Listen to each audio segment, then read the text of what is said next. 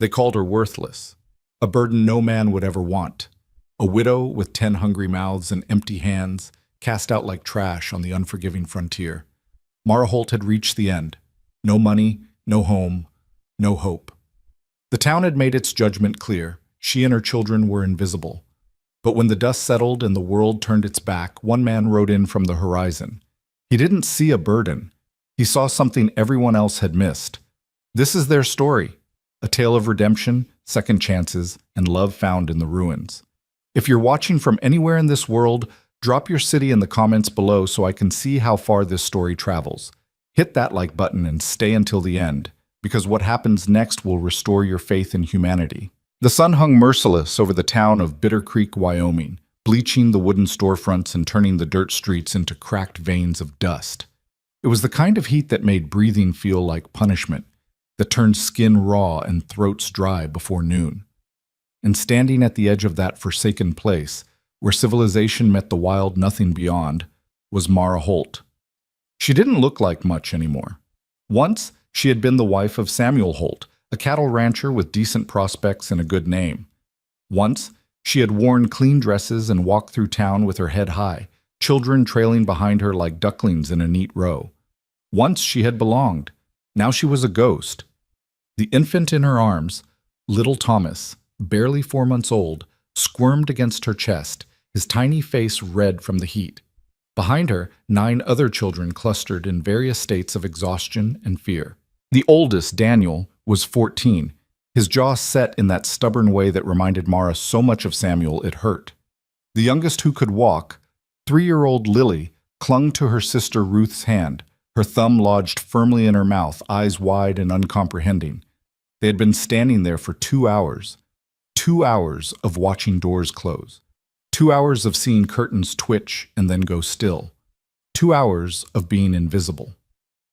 "Mama," Daniel said quietly, his voice cracking in that way voices do when boyhood is losing its battle with manhood. "We should go." Go where? Mara wanted to ask. But she didn't, because Daniel knew as well as she did that there was nowhere left. The wagon that had carried them this far, borrowed from a neighbor who had made it clear it needed to be returned by sundown, sat empty behind them, their few remaining possessions already unloaded because they had no place to put them.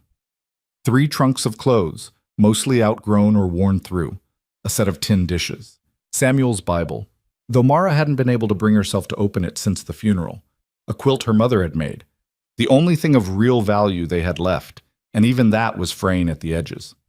Everything else was gone. The ranch, seized for debt she didn't even know Samuel had accumulated. The livestock, sold at auction to pay creditors who showed up like vultures the moment Samuel's body was cold. The house, every stick of furniture, every pan and pot, all of it claimed by men with papers and cold eyes who didn't care that a woman with 10 children had nowhere to go. The law was clear. Widows had no rights to property that carried debt. And Samuel, God rest him, had died owing more than the ranch was worth. Mara had tried. Lord knows she had tried. She had gone to the bank first, hat in hand, asking for just enough to get by until she could find work. The banker, Bury, Mr. Sparsam. Thornton, a man who had smiled at her across the church pews for years, had looked through her like she was glass. "Mrs. Holt, you must understand our position. Your husband's debts." "I'm not asking for charity," Mara had interrupted, her voice steady despite the trembling in her hands. "I'm asking for a small loan. I can work. I can clean. I can cook. I can—" "With 10 children." Thornton had raised an eyebrow. "Who's going to hire a woman who has to stop every few hours to nurse an infant? Who can't work a full day because she has to see to that many youngsters?" "I'm sorry, Mrs. Holt, but the bank can't take that risk." She had tried the church next. Reverend Michaels had been more polite, his rejection wrapped in scripture and sympathetic nods. But the answer was the same. The congregation would pray for her, certainly. They might even be able to spare a few dollars for food. But take in a widow with 10 children, house them, feed them long term? That's beyond our capacity, I'm afraid. She had gone door to door after that, to families she had known for years, to women who had borrowed her preserves and admired her needlework, to men who had tipped their hats to Samuel and called him friend. Every door had closed. Some did it quickly, with barely a word. Others took longer, offered excuses dressed up as reasons. We just don't have the room. Times are hard for everyone. Perhaps if you had family back east, but the meaning was always the same. You and your children are not our problem. The worst had been Martha Green, a woman Mara had considered a friend. They had canned tomatoes together just last summer, their children playing in the yard while they worked. But when Mara had knocked on her door yesterday, Martha had opened it only a crack, her face tight with something between pity and disgust. Mara, I'm sorry, but John says we can't get involved. He says it wouldn't be proper. Proper? Mara had repeated, the word tasting like ash. You're alone now. A woman alone with all those children? People talk. John says it's not appropriate for us to take you in. People might get the wrong idea. The door had closed before Mara could respond. She had stood there, staring at the painted wood, feeling something break inside her that she didn't have a name for. That was when she understood. It wasn't just about the burden of feeding 10 extra mouths. It was about what she represented. A woman without a man was dangerous, untethered, improper, a reminder of how quickly security could vanish. She was a cautionary tale no one wanted living in their spare room. So now she stood at the edge of town with everything she owned in 3 trunks and nowhere to go. Daniel touched her elbow. Mama, people are staring. He was right. Across the street, 2 women had stopped their conversation to watch. Their faces showed no sympathy, only that peculiar satisfaction people get when witnessing someone else's misfortune, grateful it isn't their own. Little Thomas began to fuss, his small fists batting against Mara's chest. He was hungry. She had nursed him an hour ago, but her milk was thin. Had been thin for weeks because she barely ate anymore, giving most of her portions to the older children. Shh, baby, she murmured, swaying slightly. Shh, it's all right. But it wasn't all right. Nothing was all right.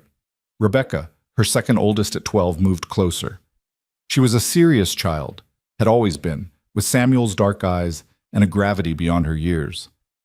Mama, what are we going to do? Mara looked down at her daughter's face, at the trust there despite everything, and felt her throat tighten. What were they going to do? The afternoon stage would leave in an hour. She had just enough money for tickets partway east, maybe as far as Cheyenne. But then what? She had no family left, no one to take them in. And winter was coming. She could feel it in the sharpness of the morning air, see it in how early the sun was setting now. 10 children. How did you keep 10 children alive through a Wyoming winter with no roof over their heads?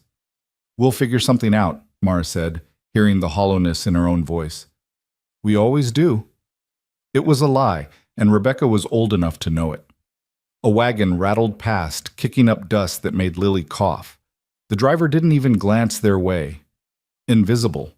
They were already invisible. Mara's legs ached from standing, but there was nowhere to sit except the ground, and she had that much pride left at least, not to sit in the dirt like a beggar while the town watched. So she stood, infant in arms, children clustered around her, and felt the weight of her failure pressing down like the merciless sun. Samuel, she thought, not for the first time. Why did you leave us like this? Why didn't you tell me about the debts? Why didn't you? But anger at a dead man was useless. Samuel had been a good husband, a good father. He had worked himself to exhaustion running that ranch, trying to make it profitable in a market that squeezed small ranchers dry. He hadn't meant to die, hadn't meant to leave her alone with 10 children and debts that swallowed everything. The fever had taken him in 3 days. One morning he was coughing over breakfast, insisting it was nothing. By evening he was burning up, delirious. By the 3rd dawn, he was gone. Mara had buried him on the hill behind their house, the house that wasn't hers anymore, under the cottonwood tree where they used to sit in the evenings, watching the children play. She had stood over that grave with dirt on her hands and an infant in her arms and thought, now what? Now she knew. Now was standing at the edge of a town that wanted nothing to do with her, watching her children's faces grow gaunt, listening to her baby cry from hunger she couldn't fully satisfy. Mama! It was Joseph, one of the middle boys, just 8 years old. I'm thirsty. They all were. She could see it in their dry lips, hear it in the way the younger ones' voices had gone raspy. The canteen was empty, had been since this morning. There was a public pump 2 streets over, but Mara had already felt the weight of the town's judgment, walking through those streets again, trailing her children like a parade of failure. But they needed water. "All right," she said, trying to sound decisive, like she was still in control. "Let's get water, and then we'll decide what to do next." They walked through town in a ragged line, Mara at the front with Thomas, the other children following in order of age like they'd been taught. People stopped to stare. Conversations died as they passed. Mara kept her eyes forward, her back straight despite how badly she wanted to collapse. The pump was in the small square where the weekly market was held. Now, mid-afternoon on a Tuesday, it was mostly empty except for a few old-timers sitting outside the general store, whittling and spitting tobacco. They watched Mara and her children approach with the casual interest of men who had nothing better to do. Daniel worked the pump while Rebecca held the canteen. The younger children waited their turn, patient in that way children learn when resources are scarce. Mara stood to the side, jostling Thomas gently, trying to keep him from fussing. "That the Holt widow?" one of the old men said, not bothering to lower his voice. "Yep. Heard she got turned out. Debts, you know. 10 kids, I heard. Can you imagine? 10! No man's gonna want that. That's for damn sure." Mara's face burned, but she didn't react.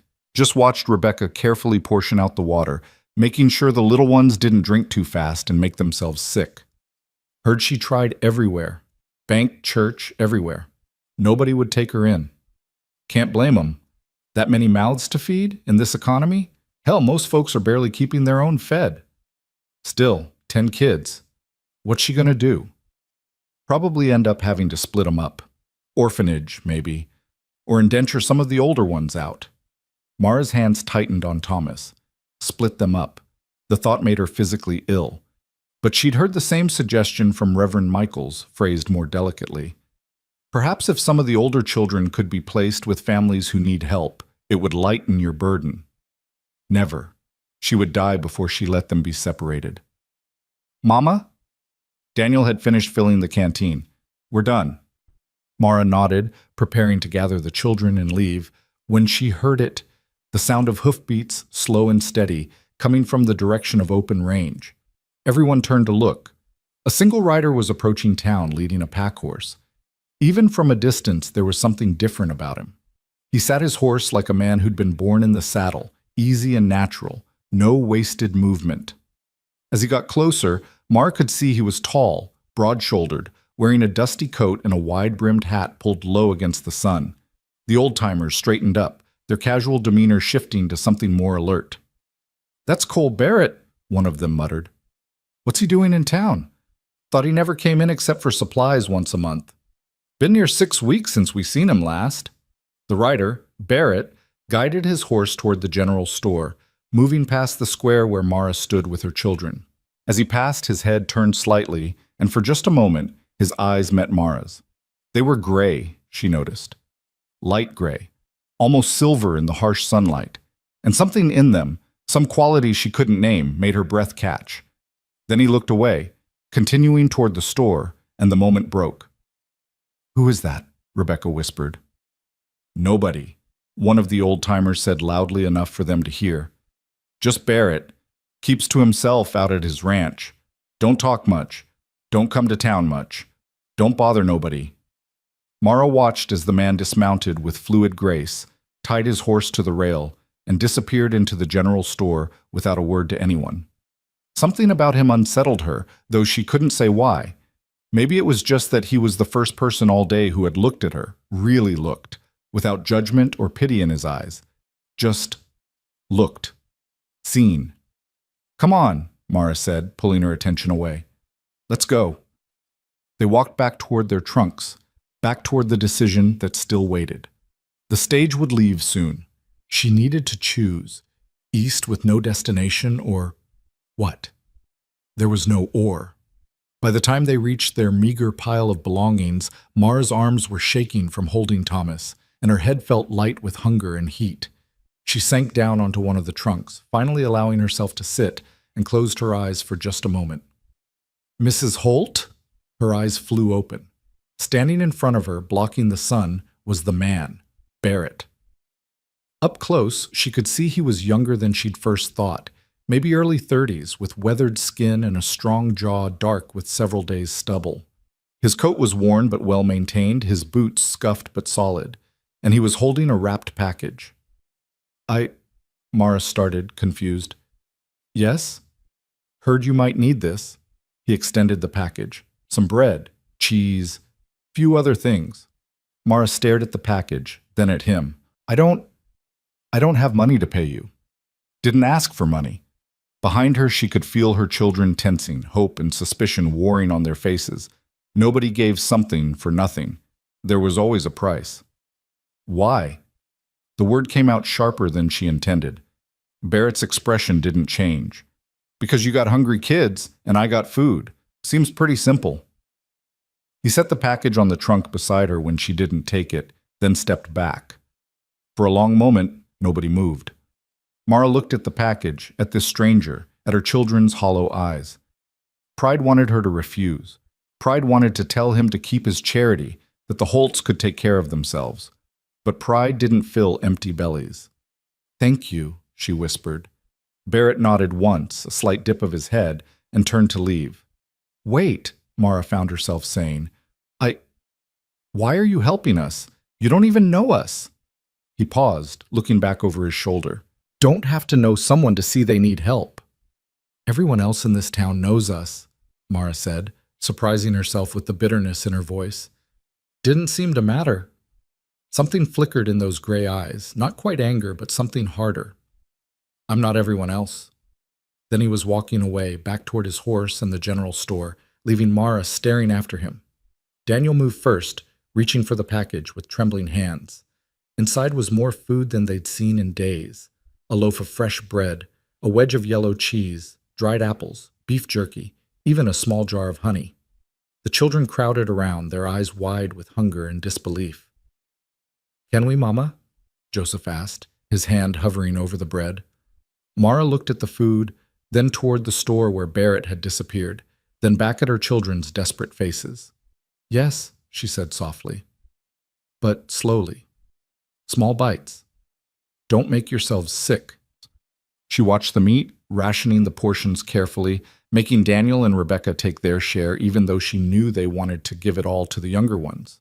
And while they ate, she nursed Thomas, feeling her milk come a little easier with food finally in her own stomach. The sun was sinking lower now, painting the sky in shades of orange and pink. The afternoon stage had come and gone without them.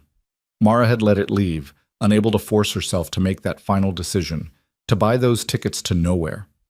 Now sitting on her trunk with her children around her and a stranger's kindness in their bellies, she felt something shift. Not hope, exactly. Hope seemed too big, too fragile. But maybe just the smallest opening of possibility. Tomorrow, she would have to figure out what to do. Tomorrow, she would have to face the impossible question of how to keep her children alive. But tonight, for the first time since Samuel died, they had full stomachs. It wasn't much, but it was something. Across the street, Barrett emerged from the general store with his supplies, loaded them onto his pack horse with efficient movements, and mounted up. For just a second, his eyes found Mara's again across the distance. She lifted her hand slightly, a gesture of gratitude she couldn't quite articulate. He touched the brim of his hat in response, a gesture so small it might have been imagination, and then rode out of town the way he'd come, toward the open range and whatever solitary life he lived out there. Mara watched until he was just a speck on the horizon, until the dust from his horse's hooves had settled back to earth. Mama, Rebecca said quietly. What do we do now? Mara looked at her daughter, at all her children, at the town that had rejected them and the empty road stretching east. I don't know, baby, she admitted. I honestly don't know. But for the first time, that admission didn't feel like complete defeat, because someone had seen them today. Someone had helped without asking for anything in return. Someone had reminded her that not everyone had stopped being human. As the sun set over Bitter Creek and the shadows grew long, Mara Holt sat with her children and allowed herself to believe just for a moment that maybe, just maybe, tomorrow might bring something other than more closed doors. She was wrong about what that something would be, but she was right that everything was about to change. The night was cold. colder than Mara had expected for late September, and she had no way to build a fire in the middle of town without drawing more attention to their misery. So they huddled together on and around the trunks, the older children wrapping their arms around the younger ones, sharing what warmth their thin bodies could provide. Mara didn't sleep. She sat with Thomas against her chest, feeling his small heart beat through the layers of fabric, and watched the stars wheel overhead. Every sound made her tense: footsteps, voices, the distant bark of a dog.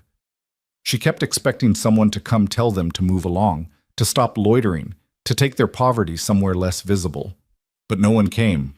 By dawn, a fine mist had settled over the town, turning everything gray and ghostly. The children stirred slowly, stiff from the cold and the hard ground. Daniel was the first to sit up, his face pale and drawn in the thin light. "Mama," he said quietly, so as not to wake the little ones, "we can't stay here another night."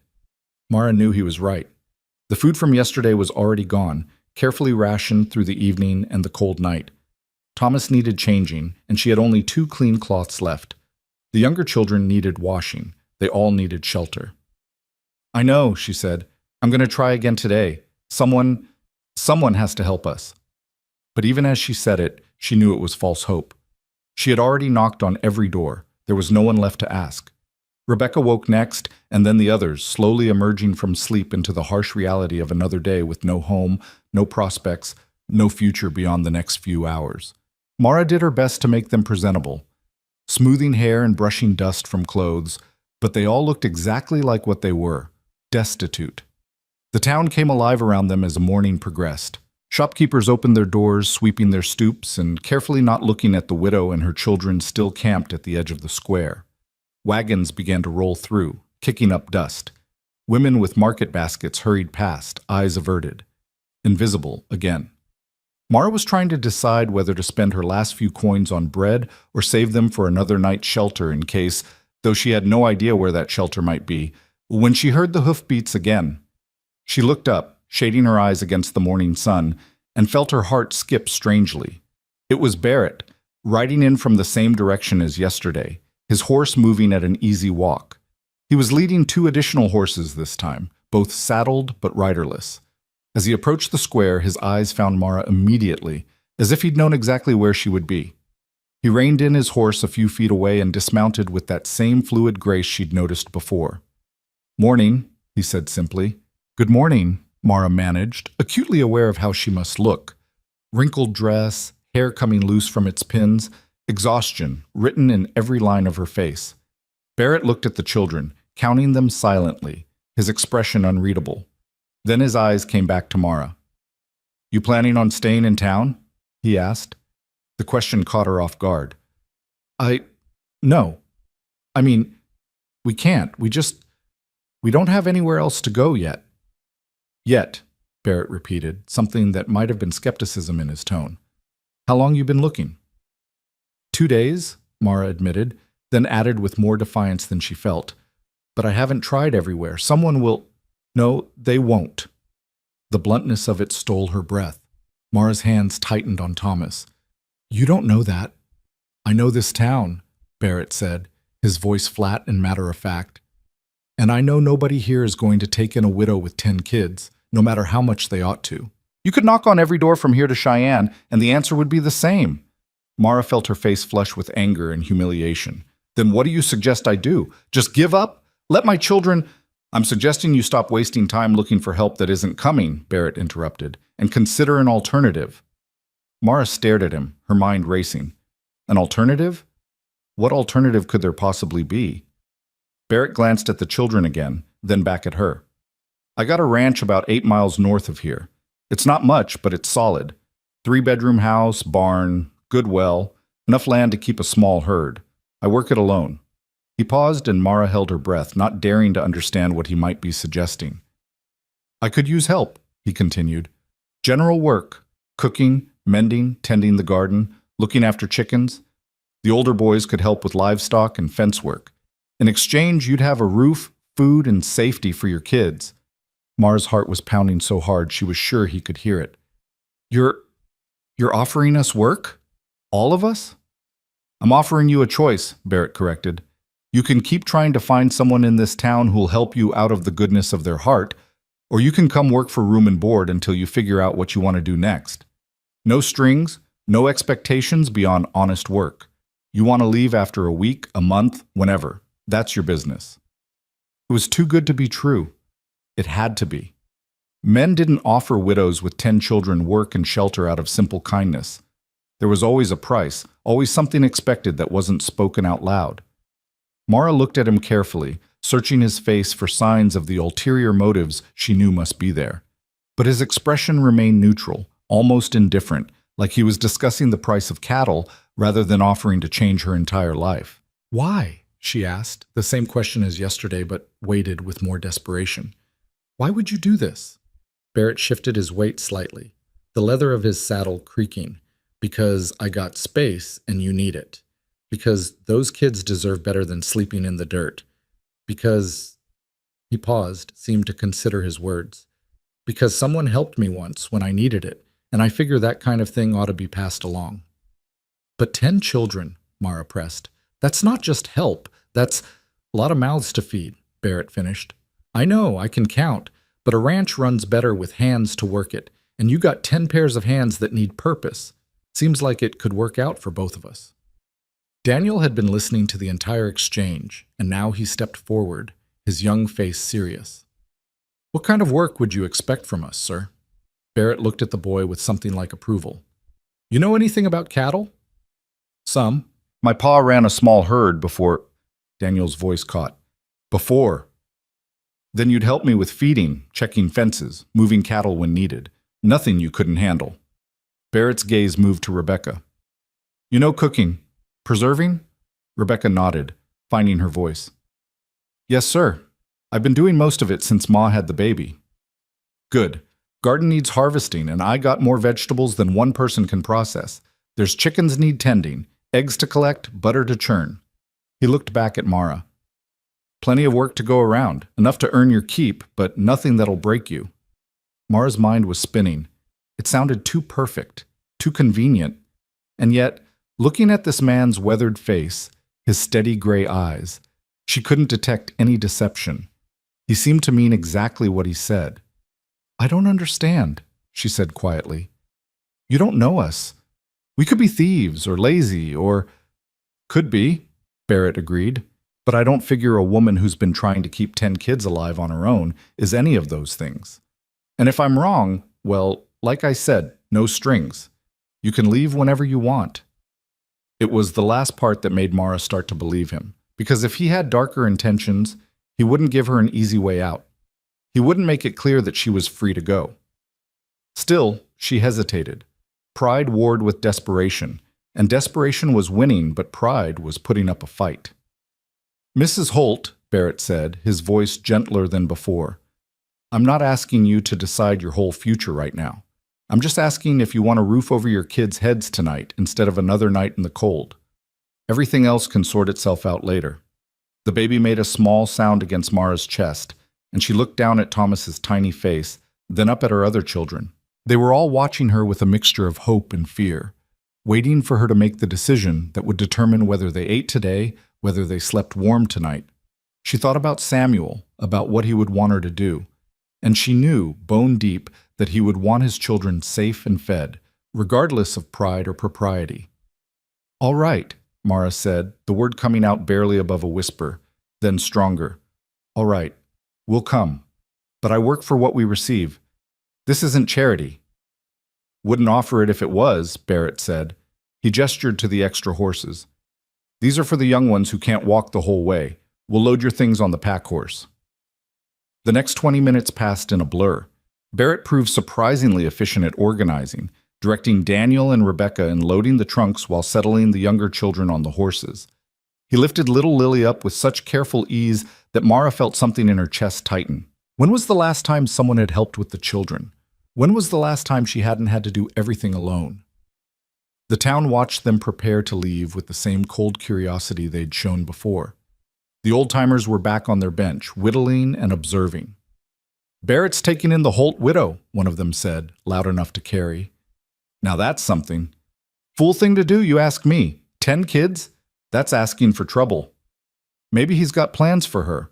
Widow that desperate might agree to all kinds of arrangements. Mara's face burned, but before she could respond, Barrett turned to face the men. He didn't raise his voice, didn't change his expression, but something in his posture made the old-timer shrink back slightly.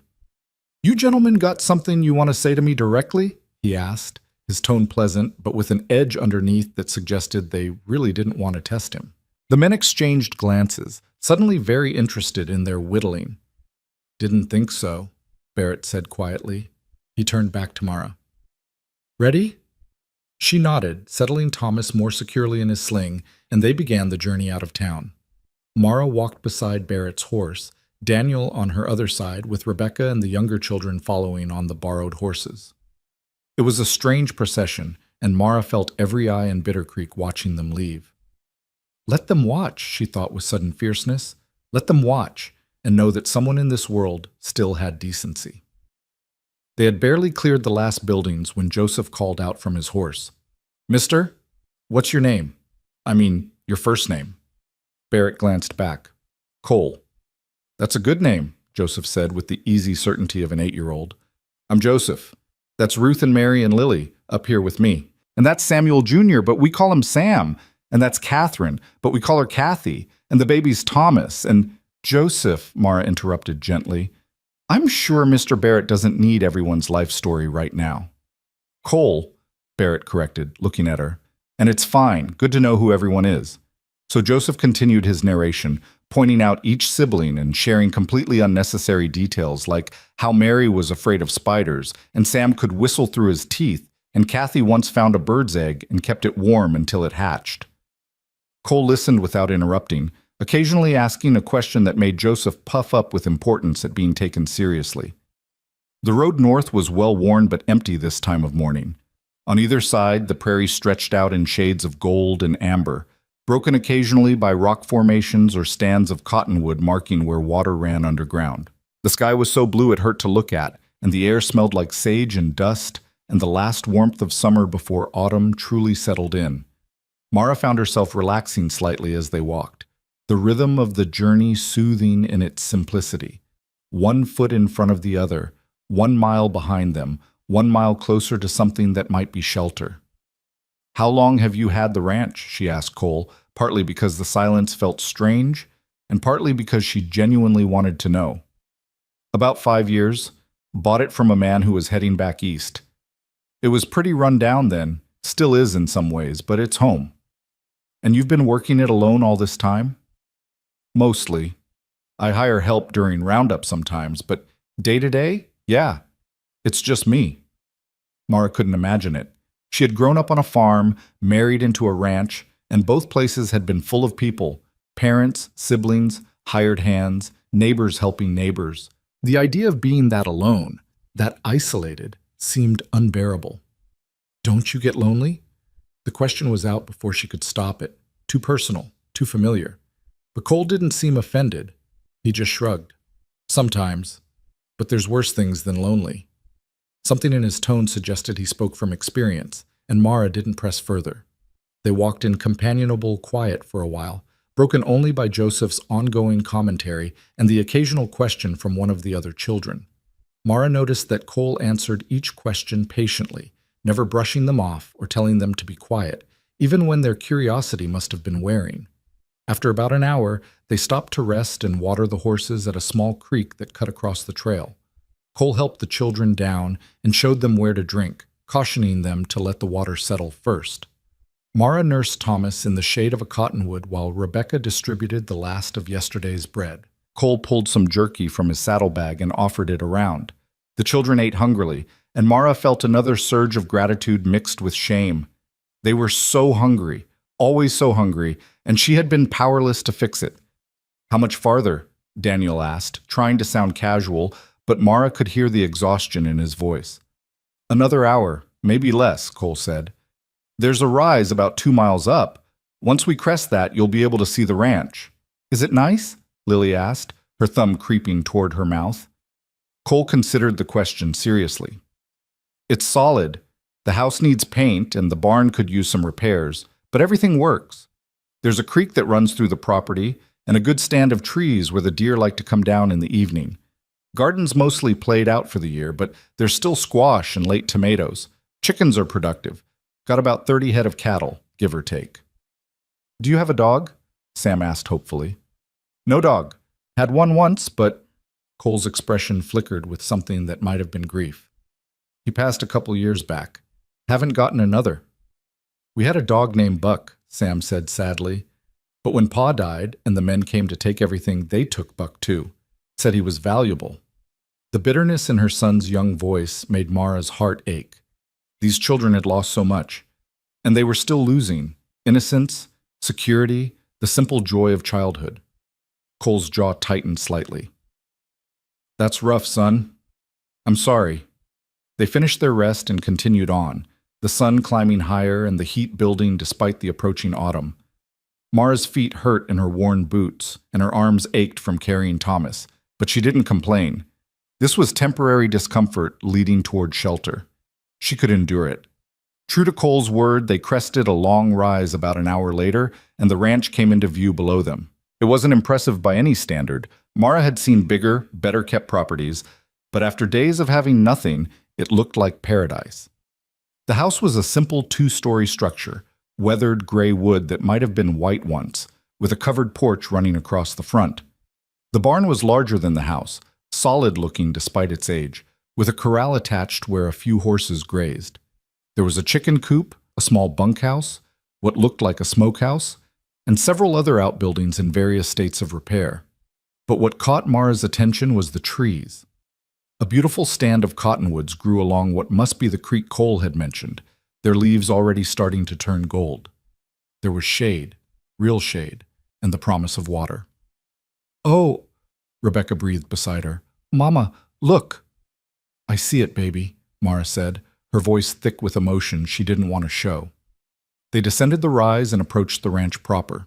As they got closer, Mara could see the details Cole had mentioned, the peeling paint, the fence rails that needed replacing, the weeds growing up around the porch. But she could also see that everything was fundamentally sound. This was a working ranch, worn from use but not from neglect. Cole led them straight to the house, dismounting and helping the children down with the same patient efficiency he'd shown all morning. Mara stood in the yard with Thomas, suddenly uncertain. This was real. This was happening. She was about to enter a stranger's home with her 10 children, trusting that his word was good, that his intentions were honorable, that this wasn't all some terrible mistake. Cole opened the front door and gestured for them to enter. "It's not fancy, but it's clean." Mara stepped inside and immediately felt tears prick her eyes. The interior was dim after the bright sunlight, but as her eyes adjusted, she could see a large main room with a stone fireplace, a rough-hewn table with mismatched chairs, a worn sofa, and shelves lined with books. To the left was a kitchen area with a cast-iron stove and a dry sink. Stairs along the right wall led up to what must be the bedrooms. It smelled like wood smoke and coffee and something else, something that reminded Mara of the ranch she'd lost, of home. The children filed in behind her, their eyes wide with wonder and relief. After sleeping outside, even this simple space felt like luxury. "2 bedrooms upstairs, 1 down here," Cole said, setting down the packs he'd carried in. "I'll take the bunkhouse, give you all the main house." "No," Mara said quickly. "We can't take your home. The bunkhouse will be fine for us, or the barn." "Mrs. Holt?" Cole interrupted, his tone leaving no room for argument. 10 kids aren't sleeping in a bunkhouse or a barn. You take the house. I've slept in worse places than that bunkhouse. It's got a stove and a good bed. I'll be comfortable." "But this is not a negotiation," Cole said, though his voice was still even, not unkind. "You need space for all these kids, and the house has it. End of discussion." Mara wanted to argue further, but she was too tired and too grateful and too overwhelmed, so she just nodded, blinking back tears. "Thank you," she managed. Cole nodded shortly, clearly uncomfortable with gratitude, and moved to the kitchen. "I'll show you where everything is, then I've got to check on the cattle. The older boys can come with me if they want to learn the property, or they can rest first. Their choice." "I'll come," Daniel said immediately, eager to prove his worth. "Me too," Joseph added. Cole looked at Mara for permission, and she nodded. The boys needed purpose, needed to feel useful. She understood that. For the next hour, Cole walked her through the house, showing her the root cellar stocked with preserves and vegetables, the pantry with flour and beans and coffee, the bedroom upstairs with 2 large beds that could fit multiple children each, the smaller bedroom that could serve as a nursery for Thomas and the youngest girls.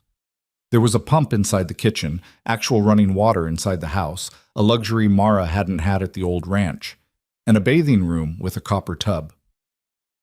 "I usually heat water on the stove for bathing," Cole explained. "There's soap and towels in the cupboard.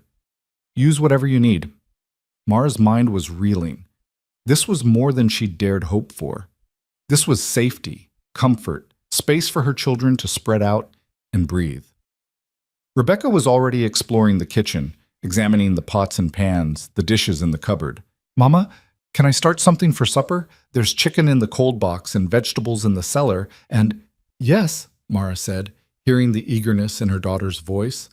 Rebecca, like Daniel, needed purpose, needed to contribute. "Yes, that would be wonderful." Cole showed the boys where the livestock was kept, explaining the feeding schedules and the layout of the property, while Mara got the younger children settled.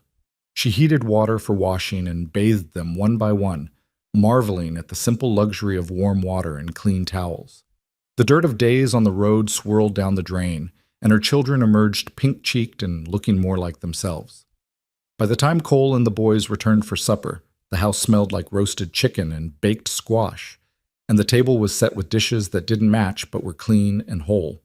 The children sat in actual chairs instead of on the ground, and there was enough food for everyone to have seconds. Cole took a seat at the head of the table, looking faintly surprised by the transformation of his usually silent house. The children, remembering their manners, waited for Mara to serve before reaching for their plates. For a few minutes, the only sound was eating. The children too hungry and too focused on the miracle of a full meal to talk. But gradually, as their bellies filled, they began to relax. Sam started telling Cole about the creek they'd spotted behind the house, asking if there were fish in it. Lily shyly asked if Cole had ever seen a bear. Joseph wanted to know everything about the cattle. Mara watched her host field questions with remarkable patience, answering each child seriously, never dismissing their curiosity as childish or annoying. And she felt something shift inside her. Not quite trust, not yet, but the beginning of it. The sense that maybe, just maybe, this man was exactly what he appeared to be. Someone decent in a world that had shown her precious little decency lately. After supper, while Rebecca and the older girls cleaned up, Mara stepped out onto the porch with Thomas to nurse him in the cooling evening air. The sun was setting, painting the sky in shades of amber and rose, and the first stars were beginning to appear. She heard the screen door creak and looked up to see Cole standing there, his hat in his hands. "Kids all settled?" he asked. "Getting there. Daniel's helping the little ones get ready for bed. She paused, searching for the right word. "They're happy. I haven't seen them this calm in weeks." Cole nodded, looking out at the darkening prairie. "They're good kids. You've done well with them." The compliment caught Mara off guard. She was so used to being seen as a failure, the widow who couldn't provide, the mother who had let her children come to this, that praise felt foreign. "I don't know about that," she said quietly. "If I'd done well, they wouldn't have been sleeping in the street. That wasn't your fault, wasn't it?" Mara's voice cracked slightly. "Samuel's debts, the ranch. Maybe if I'd paid more attention, if I'd known what was happening—" "Stop," Cole said, his voice firm but not harsh. "I don't know what happened with your husband, but I know this. The law that takes everything from a widow with kids and leaves her with nothing isn't her fault. The neighbors who close their doors instead of helping aren't her fault. The town that turns its back isn't her fault. You've been surviving impossible circumstances. That's not failure. That's strength." Mara felt tears spill over, hot against her cold cheeks. She hadn't cried since the funeral, hadn't let herself because once she started, she was afraid she'd never stop. But now, in the safety of this porch, with this stranger who saw her struggles and didn't judge her for them, the dam broke. She cried silently, not wanting to wake Thomas or alert the children inside, and Cole simply stood there, not trying to comfort her with empty words or awkward touches, just giving her the space to fall apart. When she finally got control of herself, wiping her face with the corner of Thomas's blanket, She felt hollowed out, but also lighter somehow. "I'm sorry," she whispered. "Don't be." They stood in silence for a while, listening to the night sounds. Crickets, the distant call of an owl, the soft lowing of cattle settling for sleep. "Cole," Mara said finally, "why are you really doing this?" He was quiet for so long she thought he might not answer. Then, "I told you. Someone helped me once." "But there must be more to it than that." Another long pause. Then Cole turned to look at her, his face half shadowed in the twilight. "When I was 15, my parents died in a fire. House burned to the ground with them in it. I got out because I was in the barn that night, but everything else was gone. Them, the house, all our belongings. Everything." Mara's breath caught. "I'm so sorry. I had nobody. No family, no money, nowhere to go. And I was too proud to ask for help, too angry at the world to accept it when it was offered. I lived rough for a couple years, doing odd jobs, sleeping wherever I could find shelter. Nearly died one winter from cold and hunger." He paused, his hands tightening on his hat. "Then I met a man named John McKinnon. He ran a ranch down in Colorado, and he needed help with the roundup. I signed on thinking it was just a few weeks' work, but when roundup was over, he asked me to stay. Said he liked my work. So I did. Stayed 3 years, learned everything he could teach me about ranching, about land, about how to build something that lasts." "He sounds like a good man," Mara said softly. "Best man I ever knew. When I turned 20, he helped me buy this place, loaned me the money for the down payment, co-signed at the bank, even came up here and helped me fix the worst of the repairs." Cole's voice roughened slightly. "He died 2 years ago. Heart gave out while he was working cattle.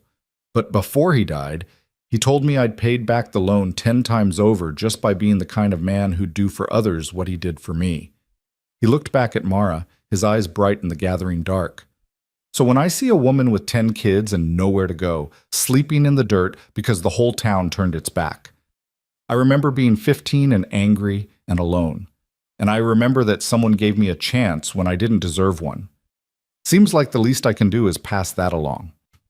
Mara didn't know what to say. There were no words big enough to hold what she was feeling. Gratitude, yes, but also something deeper. Recognition, maybe. The understanding that this man knew what it meant to be abandoned by the world, to be left with nothing, to have to rebuild from ashes. "I'll work hard," she said finally, her voice fierce with determination. "I promise you we'll earn our keep. You won't regret this." "I know," Cole said simply. Then he settled his hat back on his head and started down the porch steps. "Get some rest, Mrs. Holt. Morning comes early on a ranch, and tomorrow we've got work to do." He walked off toward the bunkhouse, and Mara watched him go, this unexpected savior who had appeared out of nowhere and given her family a lifeline when they were drowning. Inside, she could hear Rebecca getting the younger children into bed, their voices soft with exhaustion and contentment. Tomorrow there would be work, responsibilities, the need to prove they belonged here. But tonight, they had beds. They had full bellies. They had shelter. They had hope. Mara looked up at the stars, blazing brilliant in the clear Wyoming sky, and for the first time since Samuel died, she felt like maybe, just maybe, they were going to survive this after all. The first week passed in a blur of work and adjustment. Mara woke each morning before dawn to the sound of roosters and the knowledge that there were mouths to feed, tasks to accomplish, a household to run. But unlike the desperate scrambling of the past months, this work had purpose and rhythm. There was enough food in the pantry, enough space for the children to move without tripping over each other, enough of everything that she could breathe without the constant weight of fear crushing her chest. Cole kept his distance, spending most of his days out with the cattle or repairing fences, taking Daniel and sometimes Joseph with him. He ate breakfast before the family woke and took his other meals either out on the range or alone in the bunkhouse. When he did join them at the dinner table, he was polite but quiet, answering the children's endless questions but never offering much about himself. Mara told herself she was grateful for the space, for his respect of boundaries. But sometimes, watching him walk back to the bunkhouse after supper, she felt something that might have been loneliness. Not her own. She had 10 children, she was never alone. But his. The way he seemed to hold himself apart, as if he'd forgotten how to be part of something larger than himself. By the second week, they had fallen into a routine that felt almost normal. Rebecca managed the kitchen with increasing confidence, creating meals from the abundance of the ranch that made the children's faces glow with health. The older boys worked alongside Cole, learning the rhythms of ranch life, coming home exhausted but satisfied. The younger children had discovered the creek and spent hours playing in the shallows, catching minnows, and building elaborate rock dams. Even Thomas seemed to thrive, his cries less frequent, his sleep more peaceful. Mara herself threw herself into work with an almost desperate energy. She scrubbed the house until every surface gleamed, mended every torn shirt and sock, organized the pantry and root cellar with military precision. She needed to prove their worth, to show that they were earning their keep, that Cole's charity, no, not charity, she reminded herself, this was work, honest work, was justified. But on the 14th day, everything changed. Mara was in the garden harvesting the last of the squash when she heard the wagon. She looked up, shading her eyes against the afternoon sun, and felt her stomach drop. 3 men were approaching the ranch, and she recognized them immediately. Harold Thornton from the bank, Sheriff Wade, and Martin Kemp, one of the creditors who had seized the ranch after Samuel's death. She stood slowly, dirt on her hands and knees, and watched them approach with the sick certainty that this moment of peace had been too good to last. Cole emerged from the barn, Daniel beside him, and walked to meet the wagon. Mara hurried over, her heart pounding. "Gentlemen," Cole said evenly, "what brings you out this way?" Thornton climbed down from the wagon, his face set in that expression of false concern that Mara had learned to hate. "Mr. Barrett, we heard you'd taken in Mrs. Holt and her children. We thought it prudent to check on the situation." "Check on what situation?" Cole's voice was mild, but Mara could hear the edge underneath. Sheriff Wade cleared his throat uncomfortably. "Now, Barrett, nobody's accusing you of anything improper, but you gotta understand how it looks. A single man, a widow, 10 children, all living under one roof with no legal arrangement, no chaperone." "We're not living under one roof," Cole interrupted. "Mrs. Holt and her children have the house. I'm in the bunkhouse. And the arrangement is employment, which last I checked isn't illegal." "Employment?" Kemp said with a sneer in his voice. "That's what you're calling it?" Cole's jaw tightened and Mara felt Daniel tense beside her. She put a hand on her son's arm, a silent warning to stay quiet. "That's exactly what I'm calling it," Cole said, his voice dropping into something dangerous. "Mrs. Holt works for room and board. Her children help with ranch work. Everything is proper and above board." "Proper," Thornton repeated, shaking his head. "Mr. Barrett, surely you understand the position this puts you in. The talk in town—" "I don't give a damn about talk in town." The bluntness of it seemed to shock the men. Sheriff Wade recovered first, his tone hardening. "Well, maybe you should, because talk like this can damage a man's reputation. And more importantly, it raises questions about the welfare of these children, living in questionable circumstances, no proper supervision." "No proper supervision?" Mara found her voice, anger overriding fear. "I'm their mother. I'm here. They're fed, clothed, safe, and happy for the first time in months. What more supervision do they need?" Kemp looked at her with barely concealed contempt. "Mrs. Holt, we all understand your circumstances are difficult. That's precisely why we're here. The county has resources for women in your position. There's a charitable home in Cheyenne that takes in widows, and we've made inquiries about placing the older children with families who need help." "No." The word came out flat and absolute. "You're not taking my children." "Nobody's talking about taking them," Sheriff Wade said, though his eyes said otherwise. "We're talking about finding them proper homes where they can be raised in decent, moral environments." "This is a decent, moral environment," Mara said, her voice rising despite her efforts to stay calm. "Mr. Barrett has shown us more decency and morality than anyone in Bitter Creek ever did. You all stood by and watched us sleep in the street, and now you dare to come here and question his character?" "Mrs. Holt," Thornton started, but Cole cut him off. "I think you gentlemen have said your piece. Time for you to leave." "We're just trying to help," Thornton insisted, but there was something calculating in his eyes that made Mara's skin crawl. "Surely you can see that this arrangement can't continue indefinitely. What happens when winter comes and you're all snowed in together? What will people think then? People can think whatever they want, Cole said. Doesn't change the facts. Now get off my property. The three men exchanged glances. Sheriff Wade's hand moved toward his belt, and Mara's heart stopped. But he was just adjusting his coat, not reaching for his gun. We'll be back, Kemp said. And next time, we might have papers from the county about the children's welfare. You'd be wise to reconsider this situation before it comes to that. They climbed back into their wagon and left, but not before Kemp shot Mara a look that promised this wasn't over. As soon as they were out of sight, Mara's legs gave out. She sank down onto the porch steps, her whole body shaking. Cole stood rigid, staring at the dust cloud the wagon had left behind. They're going to try to take them, Mara whispered. They're going to say I'm an unfit mother, that this situation is improper, and they're going to take my children. No, they're not. You don't know that. You heard them. They'll get papers. They'll claim it's for the children's welfare. Mara. It was the first time he'd used her given name, and it made her look up. His face was set with determination. They're not taking your children. I won't let them. How can you stop them? If they come with the law, then we'll fight it. We'll get a lawyer. We'll prove that the children are well cared for here, that you're a good mother, that this is a proper working arrangement. He paused, seeming to wrestle with something. Or we could make it indisputable. Mara stared at him, not understanding at first. Then the meaning of his words hit her like a physical blow. You mean, she couldn't finish the sentence. Marriage, Cole said bluntly. If we were married, there'd be nothing improper about the living arrangements, nothing they could use against you. The world seemed to tilt sideways. Mara gripped the edge of the porch to steady herself.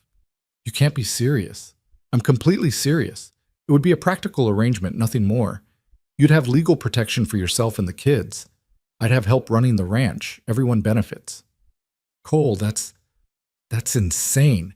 You don't even know me. We've known each other 2 weeks. I know enough. I know you're a hard worker, a good mother, and someone who keeps her word. What else matters? What else matters? Mara repeated incredulously. Everything else matters. Marriage it's supposed to be about love, about partnership, about survival sometimes, Cole interrupted, his voice rough. Look, I'm not talking about a real marriage, just a legal one. On paper, you'd still have your space, your independence. Nothing would have to change except the legalities. Mara stood up, needing to move, to think. This is crazy. You'd be tied to a woman with 10 children for the rest of your life, all to protect people you barely know. Why would you do that? Because it's the right thing to do. The right thing would be to let us move on before we ruin your life any further. Cole's eyes flashed. Is that what you think? That you're ruining my life? Aren't we?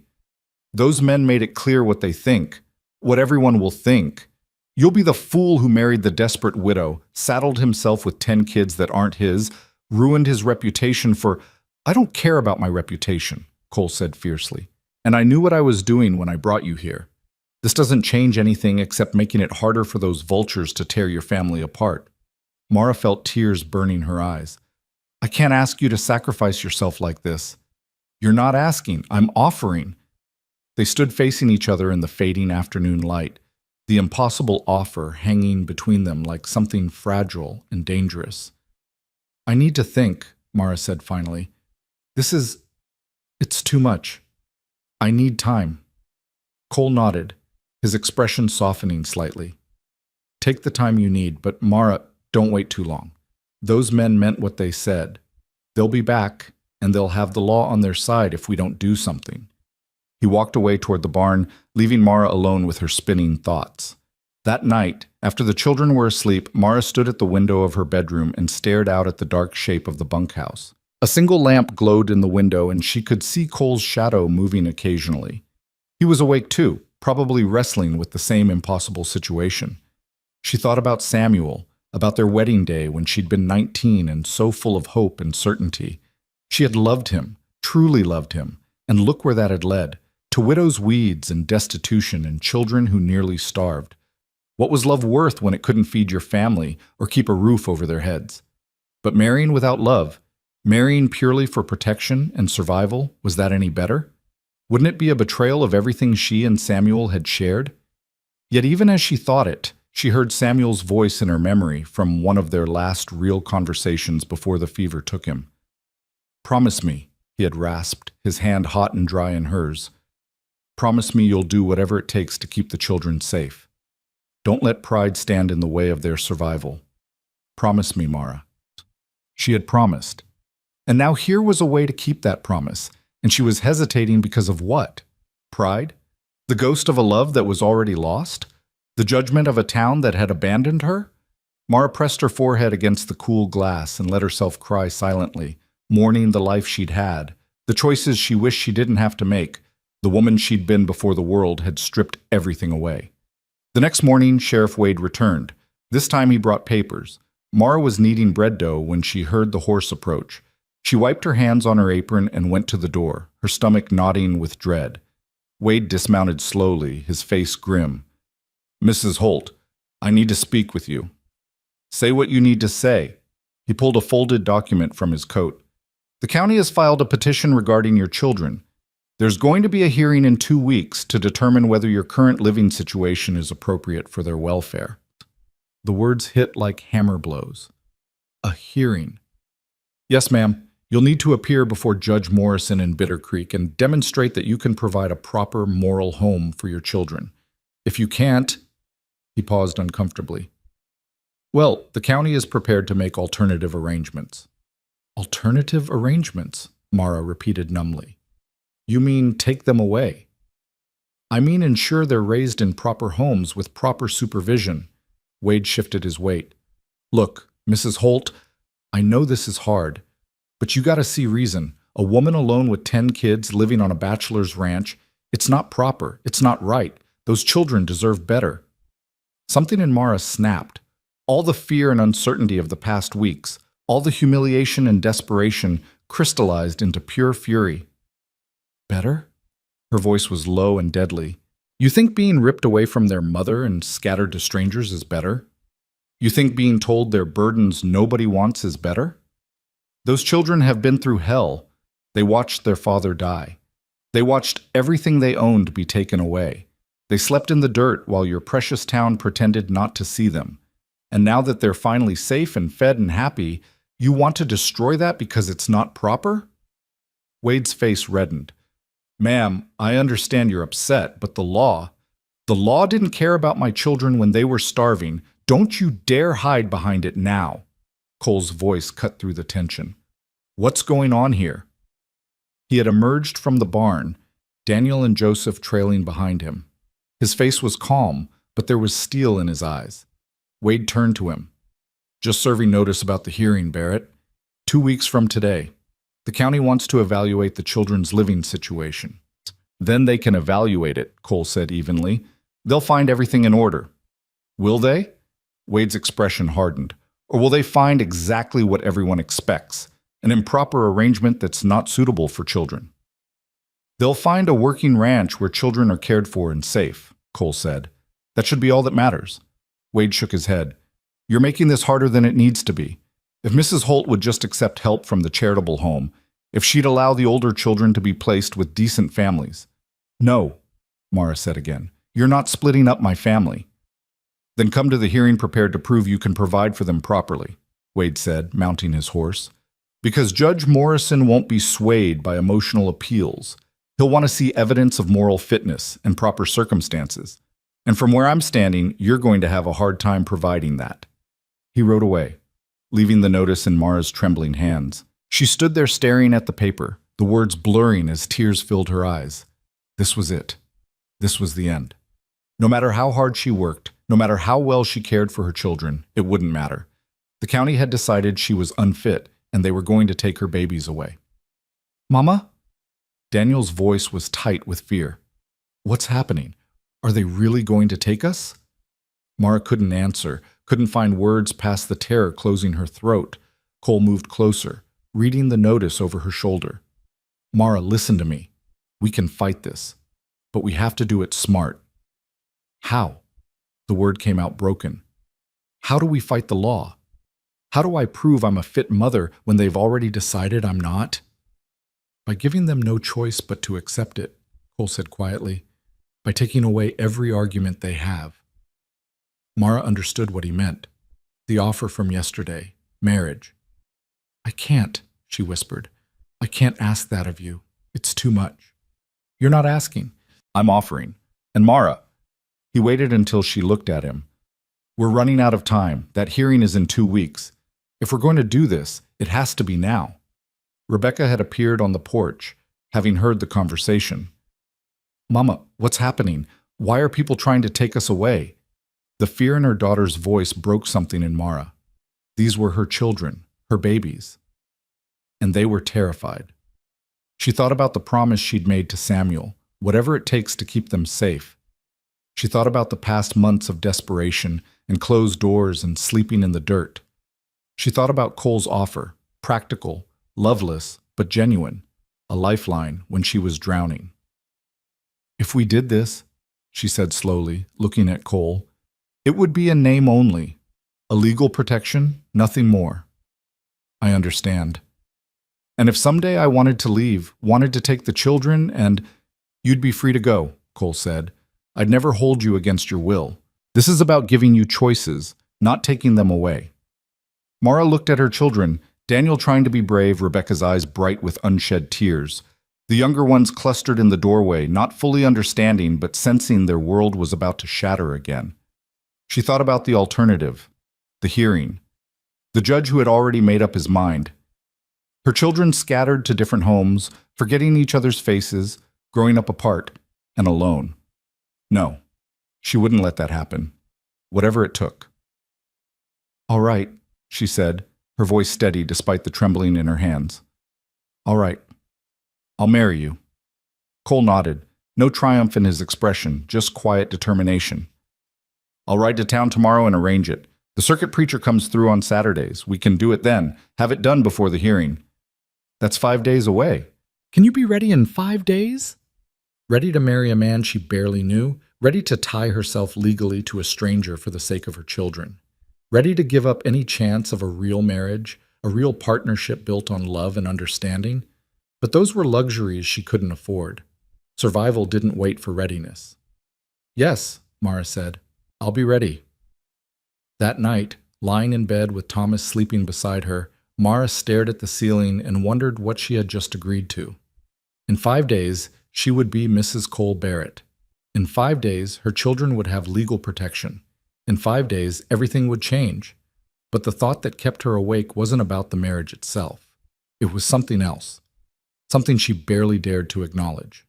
When Cole had made his offer, when he'd looked at her with those steady gray eyes and promised to protect her children, she had felt something shift inside her. Not love. It was too soon, too complicated for that. But something.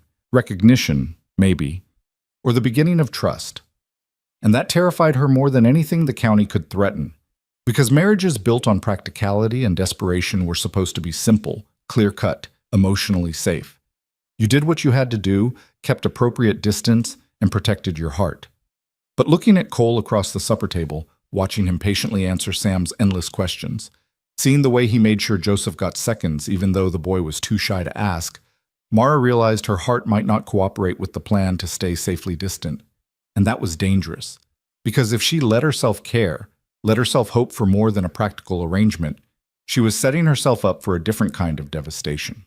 Better to remember this was business, protection, a transaction that benefited them both. Better not to notice the kindness in his eyes or the way her pulse jumped when he said her name. Better not to let herself imagine what it might be like if this marriage of convenience became something real.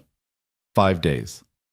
She had 5 days to prepare herself for a wedding without love, a partnership without passion, a future built on necessity rather than choice. 5 days to convince herself that would be enough. Outside, a coyote called to the moon, and Mara closed her eyes against tears she refused to shed. She had made her decision. She had done what Samuel asked, what her children needed. Now she just had to live with it. The morning Cole rode to town to make arrangements, Mara kept herself busy with frantic activity. She scrubbed floors that were already clean, reorganized cupboards that didn't need it, mended clothes that had barely worn. Anything to keep her hands moving and her mind from dwelling on what she'd agreed to. Rebecca watched her with worried eyes. Mama, you're going to wear yourself out. I'm fine, Mara said, attacking a stubborn stain on the kitchen floor with more force than necessary. Just keeping busy. You're scared. The observation, delivered in Rebecca's too-old voice, made Mara sit back on her heels. There was no point lying to a 12-year-old who had already lived through more than most adults. Yes, she admitted. I'm terrified. Rebecca came and sat beside her on the floor, her thin shoulder pressing against Mara's. Mr. Barrett seems nice. He's been good to us. I know. And this way they can't take us away. I know that too. Then why are you scared? How could Mara explain it? How could she tell her daughter that she was afraid of losing herself in this arrangement, of becoming so grateful for protection that she forgot she was supposed to be a whole person? How could she admit that part of her was terrified not that the marriage would be loveless, but that it might become something more? And she didn't know if her heart could survive being broken again. Because it's a big step, Mara said finally, and I'm not sure I'm making it for the right reasons. You're doing it to keep us together, Rebecca said with the absolute certainty of childhood. That's the rightest reason there is. Mara pulled her daughter close, breathing in the scent of her hair, soap, and sunshine, and the lavender that grew wild near the creek. When did you get so wise? I've always been wise. You just don't always listen. Despite everything, Mara laughed. It felt strange, that bubble of lightness in her chest, but good too. Like maybe she hadn't completely forgotten how. Cole returned late that afternoon, his face carefully neutral. It's arranged, Saturday at 10 o'clock. The preacher will come to the ranch so the children don't have to make the trip. Thank you, Mara said, the words inadequate for what he was doing but all she had to offer. I picked up some things in town. He gestured to the packages on his saddle. Fabric. Rebecca mentioned you wanted to make new dresses for the girls, and there's sugar and coffee and some other supplies. Mara stared at the packages, emotion clogging her throat. He had thought of the children, of their needs, even while arranging a marriage neither of them wanted. You didn't have to do that. I know. He started unloading the supplies. But I did anyway. That night, lying awake again, Mara heard sounds from the bunkhouse, footsteps pacing, the creak of floorboards. Cole couldn't sleep either. The thought was oddly comforting. At least she wasn't alone in her uncertainty. The next 3 days passed in a strange, suspended state. The ranch work continued, cattle to tend, meals to cook, children to care for, but underneath it all was the awareness of Saturday approaching like a storm on the horizon. Daniel took the news with surprising calm. So Mr. Barrett will be our stepfather? Legally, yes, Mara said carefully, but nothing else has to change. You can still call him Cole if you're comfortable with that. And the county can't take us away? That's the idea. Daniel nodded slowly, working through it. Seems practical, Pa would have approved. The matter-of-fact acceptance from her 14-year-old son should have relieved her. Instead, it made her ache. Children shouldn't have to be this pragmatic about adult decisions. The younger children were thrilled, seeing it as an adventure. Joseph immediately started calling Cole Papa, even though Mara gently corrected him, saying Cole was just Cole. But the boy was stubborn, and Cole didn't seem to mind, which only made Joseph more determined. Friday evening, Rebecca presented Mara with a dress she'd been secretly altering. It was Mara's best dress, or rather, her only dress that wasn't completely worn through. Let out slightly to accommodate the weight she'd lost and regained, the hem mended, the collar freshened with a bit of the lace Rebecca had been saving from before. It's not a wedding dress, Rebecca said apologetically. But it's the best we have. Mara held the dark blue fabric against her chest, tears pricking her eyes. It was practical and sensible, nothing like the white dress she'd worn when she married Samuel, but it was clean and whole and made with love, and that counted for something. It's perfect, she whispered. That night, after the children were asleep, Mara found Cole on the porch of the bunkhouse, staring out at the dark prairie. She almost turned back, not wanting to intrude on his solitude, but he'd already seen her. Couldn't sleep either? He asked. No. She climbed the steps and stood at the railing beside him, careful to maintain space between them. I needed to make sure you understand what you're doing. It's not too late to change your mind. I'm not changing my mind. But you should know, I can't promise to be a real wife, not in the ways that matter. I can cook and clean and help with the ranch, but I don't know if I can ever. She struggled to find the words. I'm not asking you to, Cole said quietly. I told you from the start, this is practical. You need protection for your kids. I need help with the ranch. That's the whole arrangement. But what if someday you want more? Want a real marriage with someone who can give you that? Cole was quiet for a long moment. Then we'll deal with it when it comes. But Mara, I'm 32 years old. I've been alone by choice for most of my adult life. I'm not harboring secret dreams of romance. This works for me as much as it works for you. The words should have been reassuring.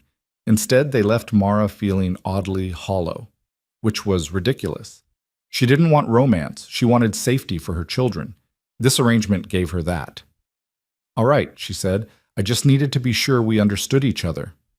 We do. He paused, then added, Mara, I know this isn't what you would have chosen. I know you loved your husband and you're still grieving him. I'm not trying to replace him or compete with his memory.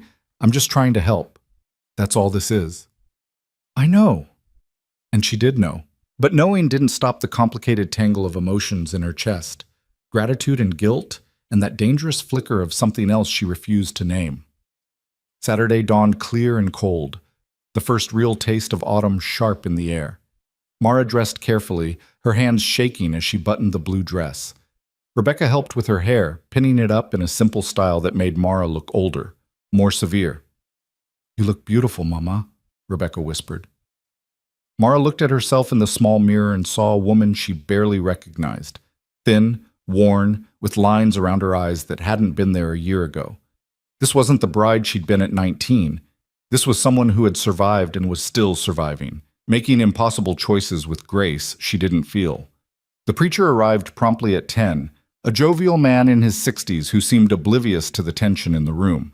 Cole stood by the fireplace in his best shirt and clean trousers, his hair slicked back with water, looking uncomfortable but determined. The children gathered around, the younger ones excited, the older ones solemn. Daniel held Thomas, who was miraculously quiet, as if he understood the importance of the moment. Dearly beloved, the preacher began, and Mara felt the world narrow to this moment, this choice, this man standing beside her who was about to become her husband in name, if nothing else. The words of the ceremony washed over her like water. She heard herself make responses, heard Cole's deeper voice echoing his own vows. His hand was warm and calloused when he took hers, steady where hers trembled. I now pronounce you man and wife. You may kiss the bride. The words hung in the air, awkward and presumptuous. Mara felt her face flush. They hadn't discussed this part, hadn't planned for the expectation of even this small intimacy. Cole leaned forward and pressed a brief, chaste kiss to her forehead. It was over in a second, but Mara felt the warmth of it long after he stepped back. Congratulations, the preacher said, beaming. May your union be blessed with many years of happiness. Mara signed the marriage certificate with a hand that barely felt like her own. Cole's signature appeared beside hers. Bold, confident strokes that somehow seemed to seal her fate more than the ceremony itself. And just like that, it was done. She was Mrs. Cole Barrett. Her children were legally protected. The county could no longer claim the arrangement was improper. The preacher stayed for a meal that Rebecca and the older girls had prepared, roasted chicken and fresh bread, and the last of the garden vegetables cooked with butter and herbs. It was a feast by their standards, and the preacher ate with enthusiasm, regaling them with stories from his circuit that had the children laughing. Cole was quiet throughout, responding when spoken to but not initiating conversation. Mara caught him looking at her once, his expression unreadable, and quickly looked away. When the preacher finally left, promising to file the marriage certificate in town on Monday, the children scattered to their afternoon chores. Mara stood in the suddenly quiet kitchen, not sure what to do with herself. That went well? Cole said from behind her. She turned to find him in the doorway, hands in his pockets, looking as uncertain as she felt. Yes. Thank you for all of it. You don't have to keep thanking me. I know, but I do anyway. An awkward silence stretched between them. Finally, Cole cleared his throat. I should get back to work. Fence line needs checking before the weather turns. Of course. He started to leave, then paused. Mara, nothing has to change. You live your life, I'll live mine. We just have the legal protection now, that's all. I understand. He nodded and left, and Mara sank into a chair, feeling the weight of what she'd just done settle over her like a heavy blanket. She was married. Again. To a man she barely knew, in an arrangement built on necessity rather than affection. She should have felt relieved. The children were safe. That was what mattered. Instead, she felt unmoored, adrift in a situation she didn't know how to navigate. The following Monday, Cole rode to town for the hearing, taking Daniel with him. Mara had wanted to go too, but Cole had insisted she stay with the children. Let me handle it, he'd said. The marriage certificate and my testimony should be enough. So Mara waited, pacing the kitchen while Rebecca tried to distract her with tasks. The hours crawled by like years. When Cole and Daniel finally returned late that afternoon, Mara ran out to meet them, her heart in her throat. Well? She demanded before Cole had even dismounted. Cole's face broke into the first real smile she'd seen from him. It's done. Judge dismissed the petition, said a married couple on a working ranch was an appropriate environment for children. The county has no case. The relief hit Mara so hard her knees buckled. Daniel caught her arm, steadying her. They can't take us? She whispered. They can't take you, Cole confirmed. It's over, Mara. You're safe. She started to cry then, great gulping sobs of relief and release. All the fear she'd been holding back, all the terror of losing her children, came pouring out in tears she couldn't control. Cole dismounted and stood awkwardly nearby, clearly unsure what to do. Finally, he rested a hand briefly on her shoulder, a gesture of comfort that lasted only a moment before he stepped back. Come on, he said gently. Let's go tell the others. The children's joy was unrestrained. They whooped and hollered and danced around the kitchen, their relief matching Mara's own. Even Rebecca, usually so controlled, cried with happiness. That night, they celebrated with a special supper. Cole brought out a bottle of apple cider he'd been saving, and they toasted to new beginnings. The children begged him to stay and eat with them at the main table instead of taking his meal to the bunkhouse, and after a moment's hesitation, he agreed. Mara watched him interact with the children over the meal, saw how patient he was with their questions, how he listened when they talked about their day. Joseph showed him a bird's nest he'd found, and Cole examined it with the same serious attention he gave to ranch business. Sam demonstrated a whistle he'd learned, and Cole praised him genuinely. Even Lily, still shy around him, giggled when he made funny faces at her. He would make a good father, Mara thought, then immediately pushed the thought away. This wasn't that kind of marriage. He was helping, not becoming their father. She needed to remember that. But as the evening wore on and the children slowly headed to bed, Mara found herself reluctant to see him leave for the bunkhouse. The house felt warmer with him in it, more complete somehow. Thank you, she said as he prepared to go, for everything you did today, for protecting them. They're good kids, Cole said. They deserve protection. Still, you could have walked away at any point. Nobody would have blamed you. I would have blamed me. He pulled on his coat, his movements deliberate. Get some rest, Mara. You look exhausted.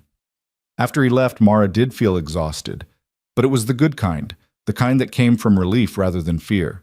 Her children were safe. Legally, permanently safe. That was worth everything. The days that followed fell into a new rhythm. Cole still kept his distance, still slept in the bunkhouse, still took most of his meals alone. But there were small changes. He started coming to breakfast occasionally, helping Daniel teach the younger boys about ranch work, offering advice when Rebecca asked about preserving the last of the garden vegetables. And Mara found herself watching for those moments, looking forward to his presence at the table, missing him when he wasn't there. One evening, about 2 weeks after the wedding, she found him repairing the chicken coop while Joseph held the nails and peppered him with questions. "Why do you live in the bunkhouse instead of the big house?" Joseph asked with the bluntness of 8-year-olds everywhere. Cole hammered in a nail before answering. "Because your mama and all you kids need the space more than I do." "But you're married to Mama now. Married people usually live together." "We do live together, just in different buildings." "That's weird." "Joseph," Mara called from the porch, having heard the exchange. "Don't pester Mr. Barrett." "I'm not pestering, I'm just asking." Cole caught Mara's eye and something passed between them. Amusement, understanding, a shared moment of connection over her irrepressible son. "It's fine," Cole said. "He's just curious." But that night, lying in bed, Mara wondered about Joseph's question. It was weird, wasn't it? They were married but living like strangers who happened to share property. How long could they maintain that fiction before the children started questioning it more seriously? And more troubling, did she want to maintain it? The thought came unbidden and unwelcome. She pushed it away, but it returned like a persistent fly. Because the truth was, she was starting to notice things about Cole that had nothing to do with gratitude or practicality. The way his eyes crinkled at the corners when one of the children made him laugh. The careful gentleness in his hands when he helped Lily climb the fence to see the new calf. The way he listened when people talked, really listened, like what they said mattered. She was starting to like him. Not as a benefactor or employer, but as a man, and that was dangerous. October brought the first snow, light flurries that dusted the prairie white and made the children shriek with delight.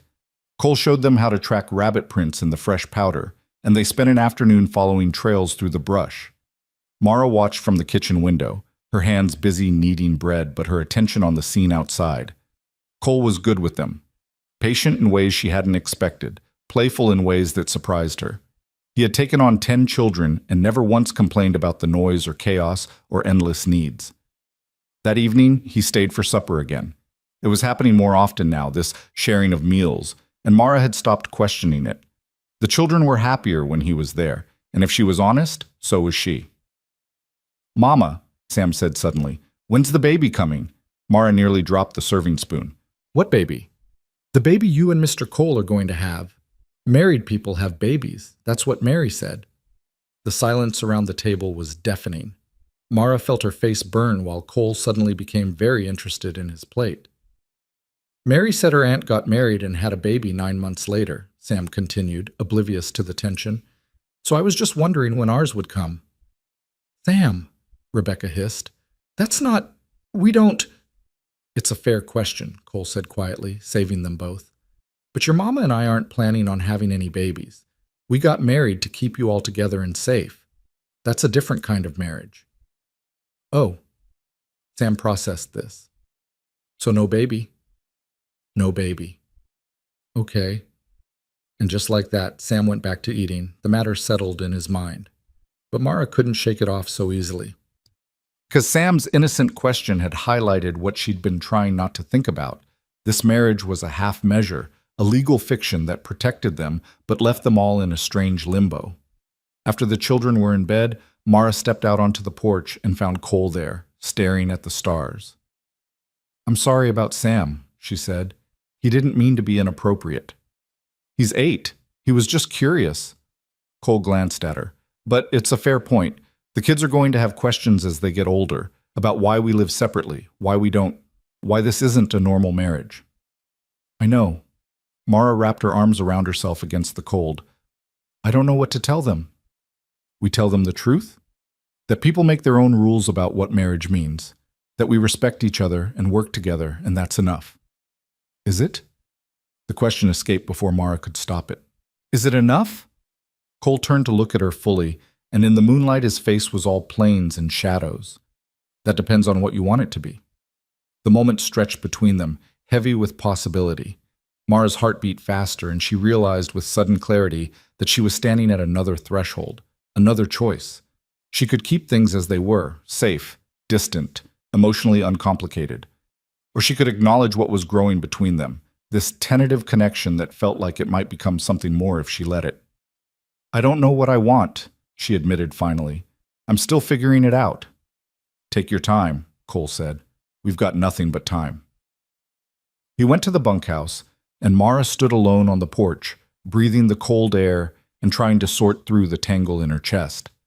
The truth was, she was starting to want more. Want the kind of marriage where Cole didn't have to leave every night, where they shared more than just meals and responsibilities. Want to know what it would feel like to be held by those strong arms? To be truly safe, not just legally, but emotionally. But wanting and having were different things. And she didn't know if Cole wanted the same, or if he was content with the arrangement as it stood. November came with bitter cold and the first real snowstorm. They woke one morning to find the world transformed, buried under 2 feet of white. Cole appeared at the house before dawn, snow dusting his shoulders. "Storm's bad," he said. "I'm moving into the spare room downstairs. Bunkhouse stove can't keep up with this cold, and if something happens to the livestock, I need to be close." It was practical, sensible, but Mara's pulse jumped at the thought of him actually living in the house, sharing their space. "Of course," she managed. "That makes sense." So Cole moved his few belongings into the small room off the kitchen, and suddenly their careful distance was harder to maintain. They passed each other in the hallway, stood side by side at the sink doing dishes, sat across the fire in the evenings while the children played. And slowly, almost imperceptibly, the walls between them began to crack. It started with small things. Cole fixing the latch on Rebecca's door without being asked. Mara mending his shirts and finding herself taking extra care with the stitching. Him teaching Daniel to play chess in the evenings. Her leaving coffee ready for him when he came in from the early morning feeding. They were building something, Mara realized. Not the marriage they'd agreed to, but something else. Something that felt like partnership, like friendship, like the foundation of something that could become more. And for the first time since Samuel died, Mara felt herself hoping. Not the desperate hope of survival, but the fragile hope of happiness. She didn't know if Cole felt it too. Didn't know if this warmth between them was mutual or just her own heart betraying her with impossible wants. But as winter settled over the ranch and they all drew closer together against the cold, Mara began to believe that maybe, just maybe, they were building something worth keeping, something that looked like home. The turning point came on a night in late December when the temperature dropped so low that ice formed on the inside of the windows. Mara woke to Thomas crying, a desperate, frightened sound that had her out of bed instantly. The baby's skin was burning with fever, his small body shaking with chills despite the blankets wrapped around him. "Rebecca," Mara called, trying to keep the panic from her voice. "Rebecca, wake up! I need you to heat water. Thomas is sick!" She heard footsteps thundering down the stairs, too heavy to be Rebecca. Cole appeared in the doorway, hair disheveled, shirt unbuttoned, concern etched on his face. "What's wrong?" "Fever. Bad one." Mara's hands shook as she tried to soothe the crying infant. "I need to get it down. I'll get the water going." Cole was already moving. "What else do you need?" "Cool cloths and the willow bark tea from the pantry, top shelf." Cole didn't question, didn't hesitate. Within minutes, he had water heating and was helping Mara strip Thomas down to cool his burning skin. Rebecca appeared with the willow bark, and together they worked to get small sips of the bitter tea into the baby's mouth.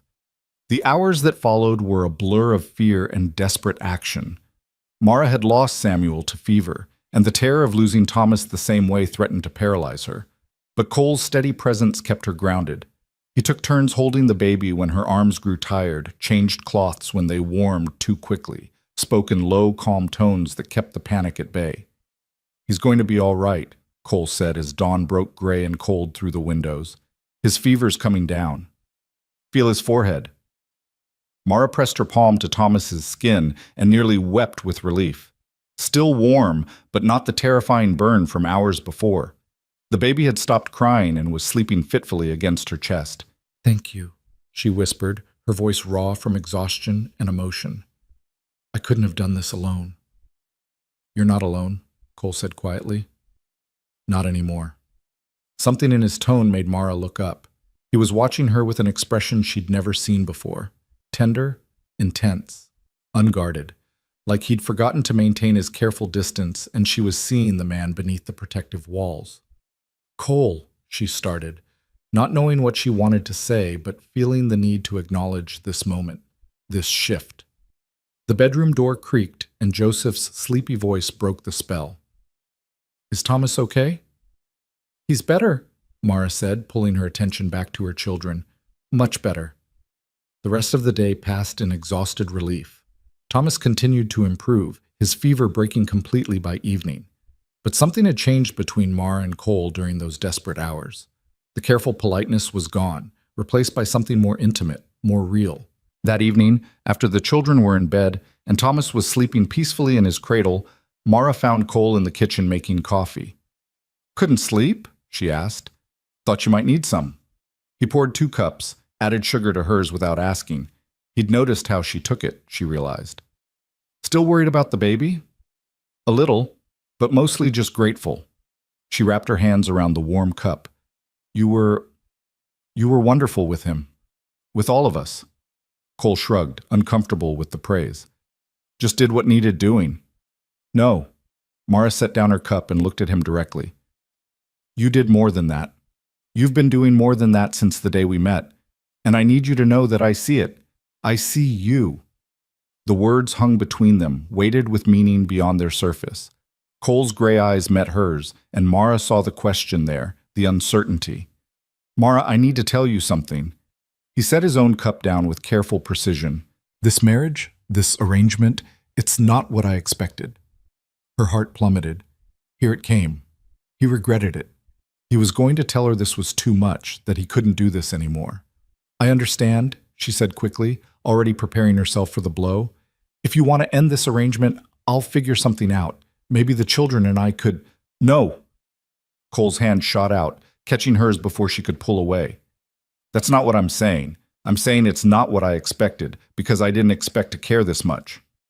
Mara froze, her heart hammering against her ribs. I told myself this was practical, Cole continued, his thumb absently stroking the back of her hand. Help for help, that's all. But somewhere along the way, it stopped being about the arrangement. It became about you, about the kids, about coming home and actually having a home to come to. Cole, let me finish. He took a breath. I know this isn't what you signed up for. I know you married me to protect your children, not because you wanted a real husband, and I'll respect that. If you want things to stay the way they are, I'll never push for more. But I need you to know that I'm not staying in the bunkhouse because I don't want to be in the house with you. I'm staying there because I'm trying to respect your boundaries, your grief, your need for space. Mara felt tears slide down her cheeks. And if I said I didn't need that space anymore? If I said I wanted something different? Cole's hand tightened on hers. Then I'd say I've been waiting to hear that since the day we got married. The confession hung between them, raw and honest. Mara thought about the past months, the gradual erosion of walls, the small kindnesses, the way her heart lifted when she heard his footsteps on the porch. This wasn't the passionate, youthful love she'd had with Samuel. This was something quieter, steadier, built on respect and trust and the slow revelation of character. But it was real, and she wanted it. I can't promise you what this will become, she said slowly. I can't promise I won't be scared, or that I won't grieve Samuel sometimes, or that I'll be perfect at this. I don't need perfect, Cole said. I just need honest, real. Whatever you can give, that's enough. Then I want to try, Mara whispered. I want this to be a real marriage, not just on paper, but everything. Cole's face transformed with a smile that took years off his weathered features. Yeah? Yeah. He pulled her into his arms then, and Mara went willingly, pressing her face against his chest and breathing in the scent of him, leather and wood smoke, and something uniquely Cole. His arms wrapped around her, strong and warm and safe, and for the first time in longer than she could remember, Mara felt truly home. We're going to have to tell the children, she said, her voice muffled against his shirt. She felt his laugh rumble through his chest. Something tells me they already know. The next morning, Mara woke to find Cole's side of the bed. Because it was his side now, they'd decided that last night between kisses that had made her feel like a young woman again. Already empty. For a moment, panic seized her. Had he changed his mind? Regretted everything in the cold light of morning? Then she heard voices from downstairs, Cole's deeper tones mixed with the children's excited chatter. She dressed quickly and descended to find the entire family gathered around the breakfast table, with Cole at the head serving pancakes. Mama! Joseph shouted. Cole's making breakfast, and he said he's moving his stuff from the bunkhouse, and does that mean he's staying in the house now? 10 pairs of eyes turned to her, ranging from Joseph's excited curiosity to Rebecca's knowing smile to Daniel's careful observation. Yes, Mara said, moving to stand beside Cole's chair. Cole's moving into the house. Permanently. Because you're really married now? Sam asked. Like actually married? We were always actually married, Cole said, his hand finding Mara's and giving it a gentle squeeze. But yes, we're going to be doing things more like a regular family from now on. Does this mean we can call you Pa? Joseph asked hopefully. Cole looked at Mara, uncertain. She nodded, her throat tight with emotion. If you want to, Cole said to Joseph, but only if you're comfortable with it. I'm comfortable, Joseph declared. Pa, Papa, Dad, which one do you like? Any of them is fine by me, Cole said, and Mara heard the emotion in his voice too. Daniel stood up from the table and crossed to where Cole sat. He extended his hand formally, like a man rather than a boy. Thank you, he said quietly, for taking care of us, for taking care of Mama. Cole shook his hand solemnly. You're good kids. Makes it easy.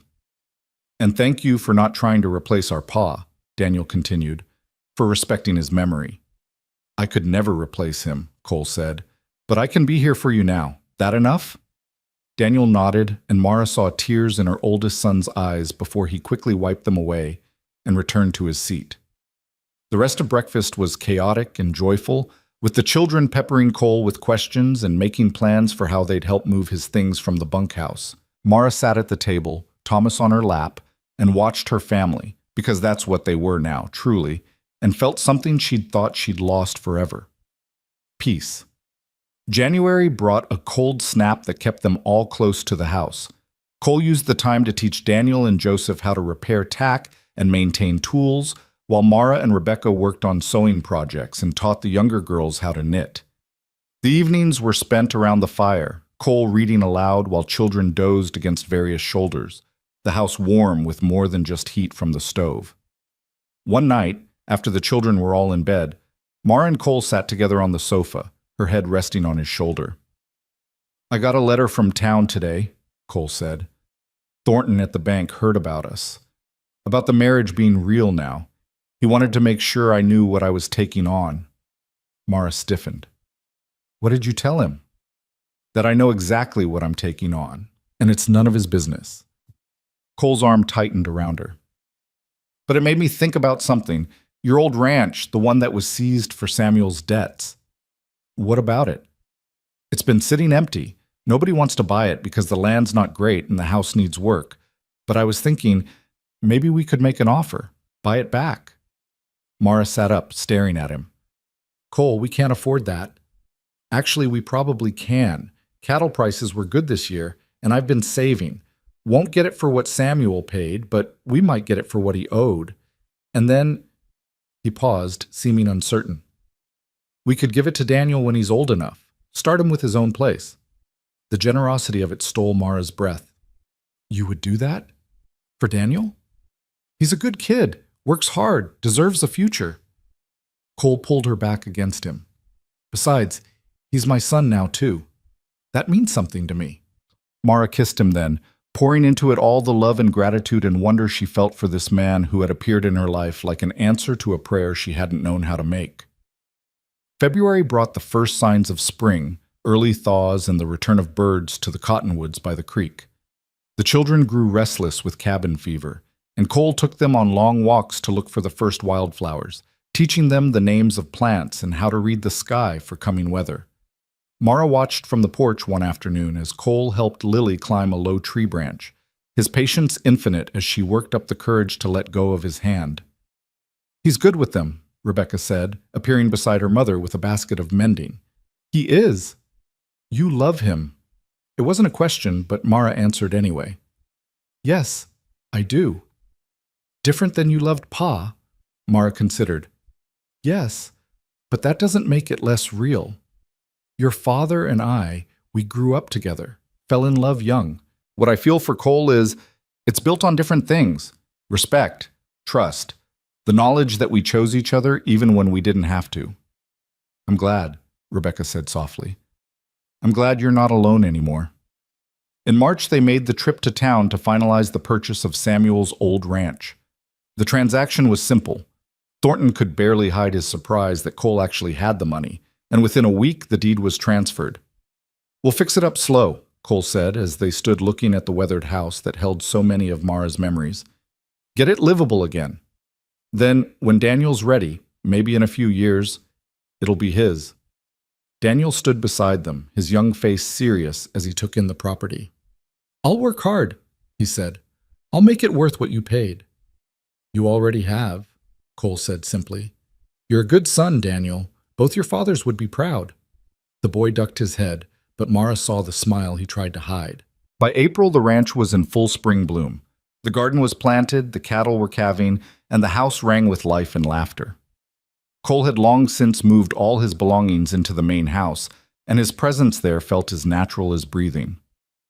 One evening, Mara stood at the window of their bedroom, she still marveled at that, watching the sunset paint the prairie in shades of gold and crimson. Cole came up behind her, wrapping his arms around her waist and resting his chin on her shoulder. "What are you thinking about?" "About how different everything is from a year ago. About how close we came to losing everything." "But you didn't lose it. You fought for your kids, made impossible choices, survived when you had every reason to give up." "We survived," Mara corrected. "I couldn't have done it without you." "Maybe we needed each other," Cole said. "Maybe that's how it was supposed to work out." Mara turned in his arms to face him. "Do you ever regret it? Taking on a widow with 10 children? All the responsibility and chaos and—" Cole silenced her with a kiss. "Not for a single second. You want to know what I regret? I regret all the years I spent alone, convinced that was enough. I regret not finding you sooner." "We found each other when we were supposed to," Mara said, "when we both needed saving." "I don't know about that," Cole said with a slight smile. "I think maybe you saved me more than I saved you." From downstairs came the sound of Joseph calling for them, something about a frog he'd found that he was certain they needed to see immediately. Cole laughed. "Duty calls." They went down together to admire the frog, to help Ruth with her arithmetic, to settle an argument between the middle boys about whose turn it was to feed the chickens. The evening passed in the beautiful chaos of family life, and when the children were finally all in bed, Mara and Cole sat on the porch in the warm spring darkness. "You know what I was thinking today?" Mara said. "What's that?" "I was thinking about the day we met, how I was standing in that town with nowhere to go, convinced my life was over, and you rode in like something out of a story." "I'm no hero," Cole protested. "You are, to me. To all of us." Mara took his hand. "You gave me back my life, Cole. You gave my children a future. You gave us all a home." "We gave each other a home," Cole corrected. "That's how it works when you love someone." The words still felt new, though they'd said them before. Mara leaned her head on his shoulder, breathing in the night air that smelled of sage and possibility. "I love you," she said. "In case I don't say it enough." "You say it every day in 100 ways," Cole replied, "but I never get tired of hearing the words." They sat in comfortable silence, watching the stars emerge one by one in the darkening sky. Somewhere in the house, one of the children coughed in their sleep. A cow lowed in the distance. The normal sounds of their life. A year ago, Mara had lost everything, had stood at the edge of despair with 10 children and no hope. Now she sat on the porch of a home that was truly hers, beside a man who had chosen to love not just her, but all the complicated, messy, beautiful pieces of her life. Her children were safe, fed, happy. They had a future spread out before them, like the prairie, wide and full of potential. She thought about the woman she'd been in that dusty town, so certain that no one would want a widow with 10 children. And she thought about the man who had looked at her and seen not a burden, but a gift. "What are you smiling about?" Cole asked. "I'm just happy," Mara said simply. "Happier than I ever thought I'd be again." Cole pulled her closer. "Good. You deserve it." "We deserve it," Mara corrected. "All of us." And there, under the vast Wyoming sky, with the house full of sleeping children behind them and a lifetime of tomorrows ahead, Mara finally believed it. They had built something from the ruins, something stronger for having been broken first. They had built a home, a family, a love worth waiting for. And that, she thought, as Cole's arms tightened around her, was worth everything they'd survived to find it. The end.